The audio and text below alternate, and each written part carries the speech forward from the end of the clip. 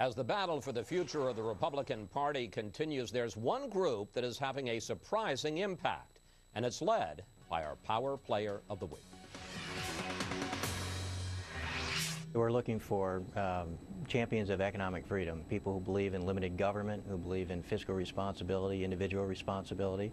Chris Chocola is president of the Club for Growth, a political advocacy group that supports lower taxes, less spending, and fewer regulations.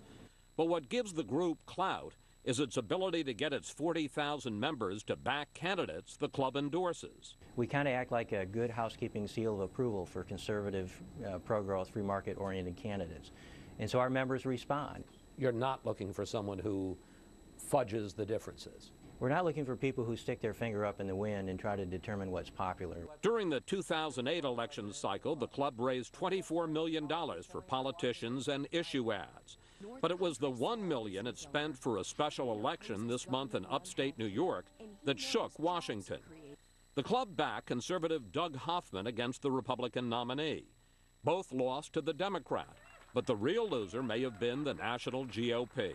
I think a message was delivered, and I think that there was some things that came out of that investment that were great. The Republican Senate Campaign Committee announced it will stop endorsing candidates in primaries, leaving the choice to voters. Do you think that the party establishment here in Washington is out of touch with the real grassroots feeling around the country? I'm not sure that the Republicans have learned the lessons of 2006 and 2008 yet. They're really looking for people that they think can win rather than people that stand for something, and I think really reflect the mood of the voters today. Case in point, the Florida Senate race. The club is backing conservative Marco Rubio against Governor Charlie Crist, who was already endorsed by the national GOP. We have great concerns about Charlie Crist. One day he says he supports the stimulus package, and then, recently he said, I never endorsed that, when clearly he did. People say, well, there's a civil war in the Republican Party. Well, I think the Republican Party really needs to stop and think and reevaluate their position and understand. One thing that struck us was what wasn't mentioned. Where is the club on social issues? We don't get involved in social issues at all. That's not our focus. It's not a litmus test. Abortion? We never asked. Gay rights? No. Chris Chocola ran a farm equipment business before selling it to Warren Buffett. He then served 2 terms as a congressman from Indiana.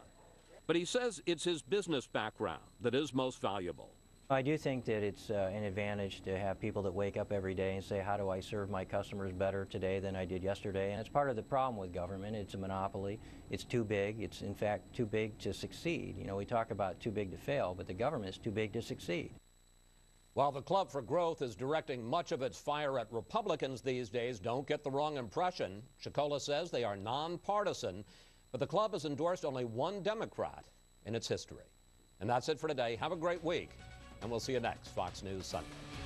Fox News Sunday is a presentation of Fox News.